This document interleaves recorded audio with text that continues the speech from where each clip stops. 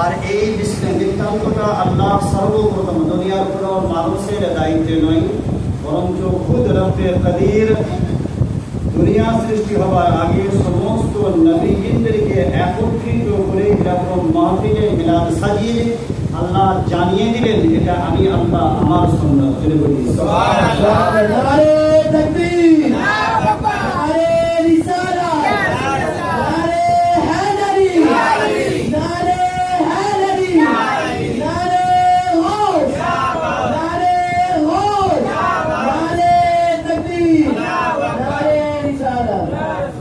এই জন্য আমাদের এই পাড়ার সমস্ত মা বোনদের মেহনত এবং মুশাক্কাত, অনেক মানুষ আছে যারা কোরআন কারীমের তেলাওয়াত করেছে, আমাদের কমসে কম 1,79,000 বা 79,000 সূরাতুল ইখলাসকে তেলাওয়াত করা হয়েছে এবং সারাদিন ব্যাপী আজ মেহনত এবং মুশাক্কাতে প্রতিটা মানুষের সাহায্য সহযোগিতা এবং প্রতিটা মানুষ সাহায্য সহযোগিতা করেছেন প্রতিটা কাজেতে। আল্লাহ আমাদের প্রত্যেকের জাযা হিসাবে আমাদের পূর্বপুরুষ যারা দুনিয়া থেকে চলে গেছেন অন্ধকার কবরে, কে কেমনভাবে আসে আমরা জানি না, কারণ তাদের ইসালের সওয়াব উপলক্ষে আল্লাহ এই মাহফিলকে যদি আপনি কবুল করে থাকেন নাই, বেশক আল্লাহ এরকম মাহফিলকে কবুল করেন। সুবহানাল্লাহ। এই মাহফিলের ওসিলায় আল্লাহ যেন আমাদের পূর্বপুরুষ যারা চলে গেছেন তাদেরকে আল্লাহ এটা নাজাতের জরিয়া করে দেন। প্রত্যেক বলি আমিন, আল্লাহুম্মা আমিন। কারণ এই মাহফিল করার জন্য একটা মানুষের মেহনত এবং মুশাক্কাত অর্থ দিয়ে হোক, কিংবা যদি কেউ অর্থ না দেয় কমসে কম শ্রম দিয়ে যদি মানুষ এটা মেহনত করে, এটারও দাম দেওয়া যাবে না। কারণ এই যে কাজটা জেনার জন্য করা হচ্ছে, তিনি হচ্ছেন ইমামুল আম্বিয়া। সুবহানাল্লাহ। এটার নিসবতে কোনো জিনিস যখন এসে যায় তখন ছোট্ট থেকে ছোট্ট জিনিসটা এমন একটা জায়গায় দাঁড়ায় যে আপনি কল্পনা করতে পারবেন না। আসুন আপনার কাছ থেকে 1450 বছর পিছনে ফিরে আসেন। আল্লাহ নবী সাল্লাল্লাহু তাআলা আলাইহি ওয়াসাল্লামের কোন একজন সাহাবী হযরত আনাস রাদিয়াল্লাহু তাআলা আনহুর বাড়িতে কিছু মেহমানে রাসূল এসেছেন। রাসূলের মেহমানকে খাবারের জন্য হযরত আনাস রাদিয়াল্লাহু তাআলা আনহু খাবার দস্তরখানা বিছিয়েছেন। বিছানোর পরে দেখেন দস্তরখানাটা একটু ময়লাযুক্ত। নিসবতের একটা তাসির দেখেন, সওয়াবের একটা তাসির দেখেন, লেগে যাওয়ার একটা তাসির দেখেন, হাতের পরশুর একটা তাসির দেখেন। হযরত আনাস রাদিয়াল্লাহু তাআলা আনহু বিছানার পরে দিয়ে দেখলেন যে জিনিসটা ময়লাযুক্ত হয়ে গেছে। আমাদের তো কোনো মেহমান যদি আসে আর যদি অপরিষ্কার কোনো জিনিস আমরা বিছাই, আমাদের খারাপ লাগে না? খারাপ লাগে না? লাগে। তো খারাপ জিনিসটা দেখার পর পাশে নিচে আগুন ছিল, এই তন্দুরিতে নিজের এই দস্তরখানাটা আগুনে ফেলে দিয়েছে। এখন বুদ্ধিজীবী মানুষের কাছে আমার প্রশ্ন, যে যদি কোনো জিনিসকে আগুনের উপরে ফেলে দেওয়া হয়, আগুনের কাজ এবং কর্ম তার প্রতিক্রিয়া হচ্ছে। কোনো জিনিসকে যদি আপনি ফেলে দেন আগুন পুড়িয়ে দেবে, এটা হচ্ছে তার কাজ, নাকি? তার কাজ কি? আগুনের কাজ হচ্ছে পুড়িয়ে দেওয়া। কিন্তু হযরত আনাস রাদিয়াল্লাহু তাআলা আনহু যখন এই দস্তরখানাটা আগুনে ফেলেছেন, ফেলার পরে যখন কিছুক্ষণ পরে এই দস্তরখানাটা হাত থেকে যখন তুলেছেন, যখন আগুন থেকে তন্দুর থেকে তুললেন আর ছেড়ে নিলেন, সমস্ত ময়লাটা শেষ পুড়ে গেছে, অথচ দস্তরখানাটা নতুন এবং ফ্রেশ। জোরে বলি সুবহানাল্লাহ।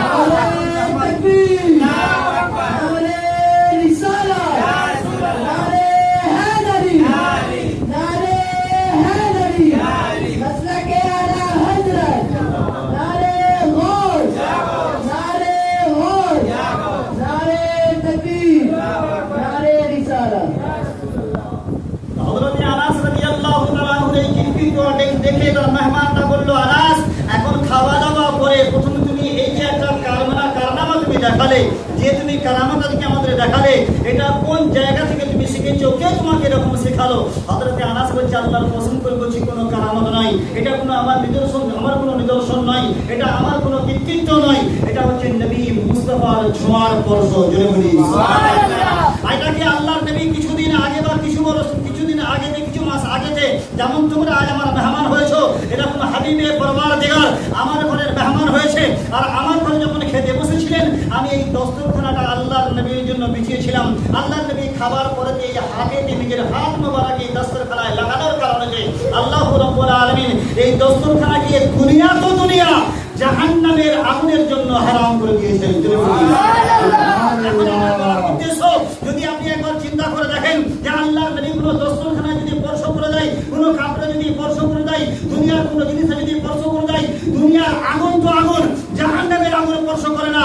আমাদের আহলে সুন্নাত ওয়াল জামাতের আকীদা, যদি আল্লাহর নবীর আকীদাকে আমরা আমাদের সিনায় বসিয়ে নিই, আমরা যদি আল্লাহর হাতে বসিয়ে নেই, যদি আমার নবী মুস্তাফার মোহাব্বত আমাদের দিলেতে বসিয়ে নেই, আমাদের যদি আল্লাহর নবীর মোহাব্বত আমাদের মেম্বারকে সাজিয়ে নেই, আমাদের মেহরাবকে সাজিয়ে নেই, আমাদের ঘরকে সাজিয়ে নেই, আমাদের বাড়িতে সাজিয়ে নেই, আমাদের শরীরে সাজিয়ে নেই, আমাদের চরিত্রে সাজিয়ে নেই, আমাদের মাহফিলে সাজিয়ে নেই, আল্লাহর কসম করে বলি, যে জিনিসে নবীর স্পর্শ হয়ে যায়, যে জিনিসে নবীর সংস্পর্শে এসে যায়, আল্লাহ বলেন দুনিয়ার আগুন তো দুনিয়ার আগুন, আমি জাহান্নামের আগুন তার জন্য হারাম করলাম।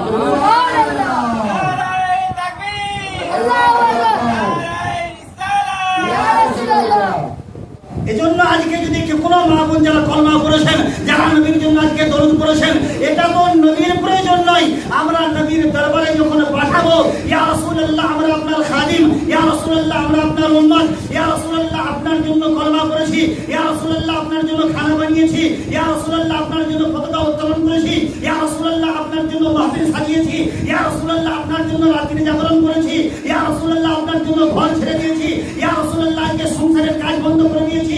আল্লাহ নেই বলছেন তুমি তো পরে করেছো, আমি মুহাম্মদ নিজের পরিবার পরিজনকে ছেড়ে দিয়ে তোমাদের জন্য কেঁদেছি, আজ যদি তোমরা আমার জন্য করো, আমি কিয়ামতে তোমাদের জন্য সুপারিশ করব। আজ আমাদের পাড়ার মা বোনেরা যে মেহনত মুশাক্কাত করেছে, এটা একটা নজির নয়, বরঞ্চ দুনিয়ার প্রথম খলিফা যদি আপনি দেখেন, প্রথম ইসলামের বুনিয়াদ যদি দেখেন, তো সর্বপ্রথম নারীদের অবদান, প্রথমে যে নারীরা সাহায্য করেছে, যে নারী সাহায্য করেছে, আমি তার জীবনী সম্পর্কে একবার ফিরে আসবো। তার নাম হচ্ছে আম্মার ইবনে ইয়াসির রাদিয়াল্লাহু তাআলা আনহুর স্ত্রী হযরতে আম্মার হচ্ছে ছেলের নাম, ইয়াসির হচ্ছে স্বামীর নাম, মেয়ের নাম হচ্ছে সুমাইয়া রাদিয়াল্লাহু তাআলা আনহু। ইসলামের এখনো পর্যন্ত কেউ রক্ত দেয়নি, প্রথম যে রক্ত দিয়েছে তার নাম হচ্ছে সুমাইয়া রাদিয়াল্লাহু তাআলা আনহু। আমরা হয়তো অনেকবার শুনেছি না, জীবনে আবার নাও শুনে থাকতে পারেন। এবার শোনার বিষয়টা কি, যে নারীদের অবদান আল্লাহর নবীর উপরে অবদান ছিল। আজ নবী পাক সাল্লাল্লাহু তাআলা আলাইহি ওয়াসাল্লাম যদি না আসতেন, তাহলে সেই সময়ের জন্য, যে সময়ে নবী এসেছেন, সেই সময়ের কারণটা ছিল এমনই যে মেয়েদেরকে নাহক ভাবে হত্যা করা হতো যখন তারা জন্মগ্রহণ করতেন, বা নিজ হাতে কবর খনন করে তাকে পুঁতে দিত। আজ নারী স্বাধীনতা পেয়েছে জানার জন্য, তিনি হচ্ছেন নবী মুস্তাফা। আজ আপনি যে সংসার করছেন, এটা নবী মুস্তাফার অবদান। আজ আপনি পর্দা পেয়েছেন, এটা নবী মুস্তাফার অবদান। আজ আপনাকে যে সম্মানিত করা হয়, এটা নবী মুস্তাফার অবদান। আপনাকে পুছনেওয়ালা কেউ থাকে নাই, কখনো মায়ের সাথে জেনা করেছে, কখনো বউয়ের সাথে জেনা করেছে, কখনো একদিন একটা স্ত্রীর সাথে 10 জন 20 জন মিলে থেকেছে। বিশ্বাস যদি না হয় আপনি কিতাব ওঠান, ইসলামের সংস্কৃতি, ইসলামের যদি আপনি দেখেন, ইসলামের আগের যদি জীবনে আপনি দেখেন, তো এরকম ভাবে রানীর সাথে অবৈধভাবে সম্পর্ক রাখা, তাদেরকে এমনভাবে তাদের দাস হিসাবে ব্যবহার করা, তাদেরকে কিন্তু দাস হিসাবে ধরে রাখা। কিন্তু আমার নবী আসার পরে বললেন যে এরা দাস নয়, এটা হচ্ছে আল্লাহর রহমত। জোরে বলি সুবহানাল্লাহ। যখন কোনো নারী তার ঘরেতে জন্মকালীন ঘরে যখন আসে, আল্লাহ দুটো ফেরেশতা পাঠায়, যাও তার বাপের কাছে দুটো রহমতকে পাঠায়, তাকে ঘরেতে আমানত করে পাঠানো হয়। আবার যখন বড় হয় তখন আমানত হয়ে যায়। প্রথমে তো যখন বাচ্চা থাকে তখন রহমত, যখন বড় হয় তখন আমানত। আবার যখন তাকে বিবি করে পাঠানো হয় তখন আবার সে স্বামীর কাছে রহমত। আর যখন সে মা হয়, উপযুক্ত হয়ে যায়, আল্লাহ বলেন আমি তার পায়ের তলায় জান্নাত সাজিয়ে দিই। তোমাকে রহমত করে পাঠিয়েছে নবী মুস্তাফা, তোমাকে আজকে যে ইজ্জত দিয়েছে নবী মুস্তাফা। আবার নবী বললেন যে যখন তুমি মা হয়ে যাবে, তোমার ছেলের জন্য তোমার পায়ের তলায় জান্নাত হয়ে যাবে। এরকম সম্মানিত করেছেন যে নবী মুস্তাফা। সেই নবী মুস্তাফার জন্য সর্বপ্রথম রক্তও দিয়েছেন নারী। আজ নারী শুধু লুচি বেলতে জানে তা নয়, বরঞ্চ এই নারীরা কখনো আল্লাহ নবীর জন্য জানও দিতে পারে। দিতে বলি এরকম মাহফিল আমরা যে করতে পেরেছি, এটা আমাদের গর্ববোধ হওয়া দরকার যে আমরা আমাদের পরিবার পরিজনের জন্য, যারা দুনিয়া থেকে পর্দা নিয়েছে, যারা আজকে দুনিয়া আমাদের থেকে চলে গেছে, অন্ধকার কবরে শুয়ে আছে, জানি না কি হালে আছে, কি অবস্থায় আছে। একটু পানি কাদা যদি হয়ে যায় আমরা অস্থির হয়ে যায়, নাকি?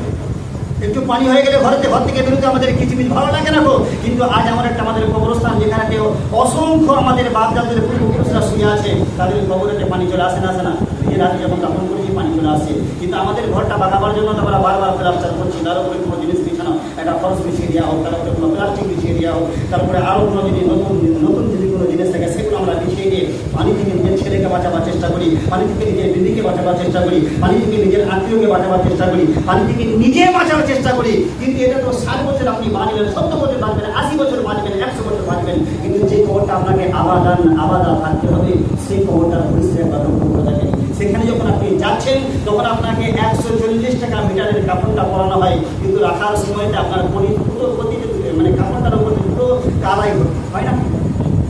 কিন্তু পরিষ্কার রাখবো এতটা মেহনত আমাদের মধ্যে হয় না, চেষ্টা রাখা দরকার। আমি আপনাকে রাখাবার জন্য বা কোনো গুস্তা আসার জন্য বলছি না, এটা চিন্তা বিপরীত বিষয়, এটা চিন্তা রাখুন।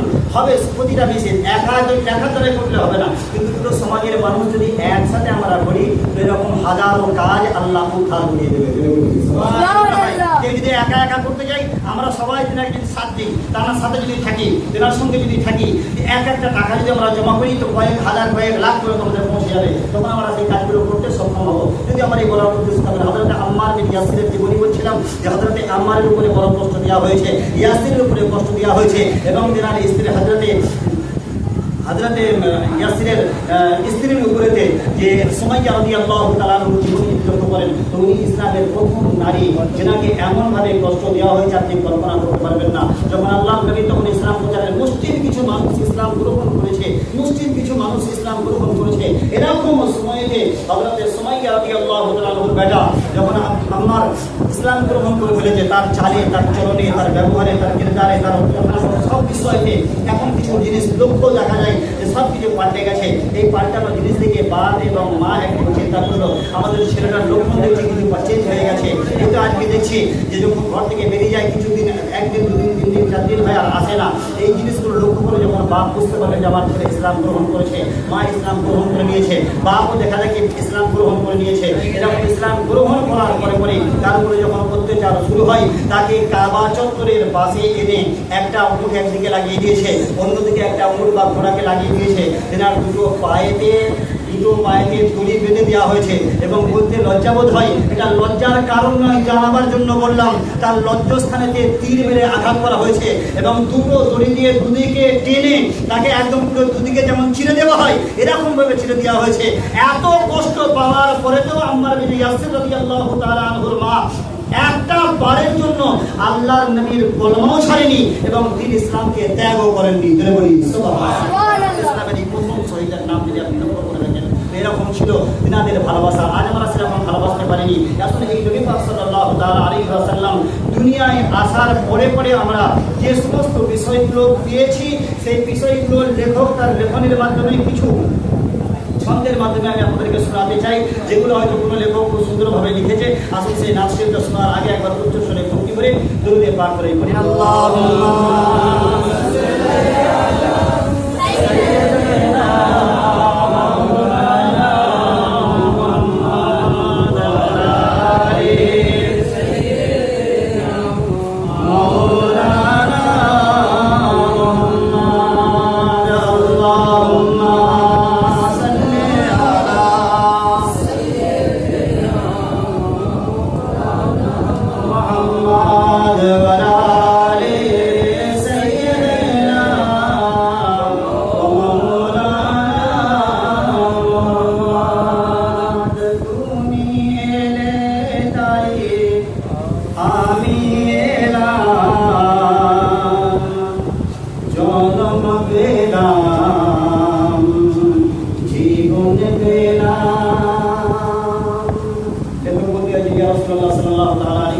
আপনি দুনিয়াতে এসেছেন এই জন্য আমরা জন্ম পেয়েছি।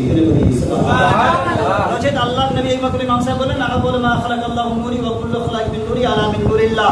আল্লাহর নবী বলেছেন সর্বপ্রথম আল্লাহ তার নূর থেকে আমাকে তৈরি করেছে, আর আমাকে তৈরি করার পরে আমার নূর থেকে আল্লাহ আরশ এবং কুরসি, লৌহ, কলম, চন্দ্র, সূর্য, গ্রহ, নক্ষত্র যা কিছু বানিয়েছে সবকিছু আমার নূর থেকে বানিয়েছে। এই জন্য কবি বললেন তুমি এলে তাই আমি এলাম, জন্ম পেলাম, জীবন পেলাম ইয়া রাসূল, তোমারই জন্য সুপন পেলাম, সুজন পেলাম, ভুবন পেলাম।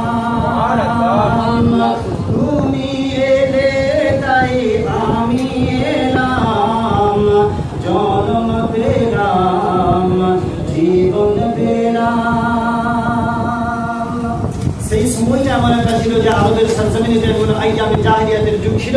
এই জন্য নবী বলছেন, অজানা নিশায় ছিলাম আমি, পথের দিশা দিয়েছ তুমি।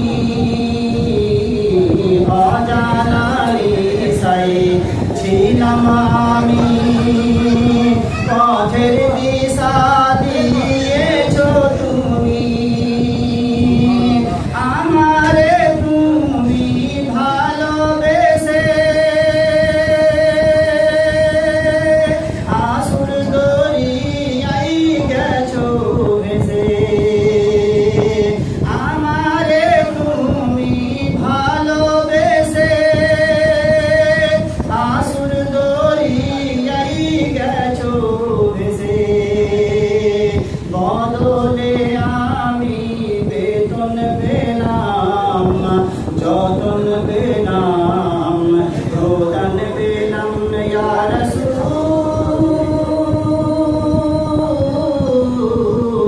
তুমি এলে তাই আমি এলাম, জনম পেলাম, জীবন পেলাম। তোমায় পাওয়ার সাধ সেধে যাবো, জানি সাধনাই আঘাত পাবো। তোমায় পাওয়ার সাধ সেধে যাবো, জানি সাধনাই আঘাত পাবো। লাগবে ভালো বিরহের চুরি, সোয়ে যদি এ বলতে পারি। লাগবে ভালো বিরহের চুরি, সোয়ে যদি এ বলতে পারি। তোমারই জন্য মরণ পেলাম, কাফন পেলাম, দাফন পেলাম ইয়া রাসূল। তুমি এলে তাই আমি এলাম, জনম পেলাম, জীবন পেলাম, সুবন পেলাম, সুজন পেলাম, ভুবন পেলাম, মরণ পেলাম, দাফন পেলাম, দাফন পেলাম। আল্লাহুম্মা সাল্লি আলা সাইয়্যিদিনা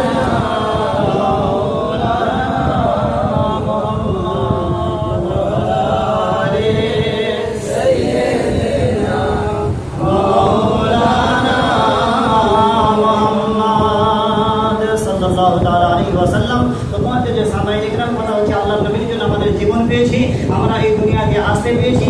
আজ যে কোনো নিয়ামত আমরা যেগুলো ভোগ করছি, দুনিয়ার নিয়ামত হোক কিংবা আখিরাতের নিয়ামত হোক, শান্তির সবথেকে বড় নিয়ামত যে নবী পাক সাল্লাল্লাহু তাআলা আলাইহি ওয়াসাল্লাম আসার পরে আমরা সবথেকে বড় বিষয় আমরা দ্বীন ইসলাম পেয়েছি। জোরে বলি সুবহানাল্লাহ। আমার এই ইসলামের মধ্য থেকে আল্লাহ আমাদেরকে মাওলায়ে কায়নাতের মতন একজন ইমাম দিয়েছেন। জোরে বলি সুবহানাল্লাহ। ইমামে হাসান পেয়েছি, ইমামে হোসেন পেয়েছি, জয়নুল আবেদিন পেয়েছি, ইমাম বাকির পেয়েছি, ইমাম জাফর পেয়েছি, ইমামে সাদিক পেয়েছি, ইমামে কাজিম পেয়েছি, ইমামে রেজা পেয়েছি, ইমামে নাকিয়ালি পেয়েছি, ইমামে তাকিয়ালি পেয়েছি, ইমামে মেহদি পেয়েছি এবং গৌসে আজমের দামান পেয়েছি। আমরা এই সমস্ত নিয়ামত যে পেয়েছি, এই নিয়ামতগুলো হচ্ছে আল্লাহর নবীর। দ্বীন ইসলাম না পেলে আমরা এই নিয়ামতগুলো পেতাম না।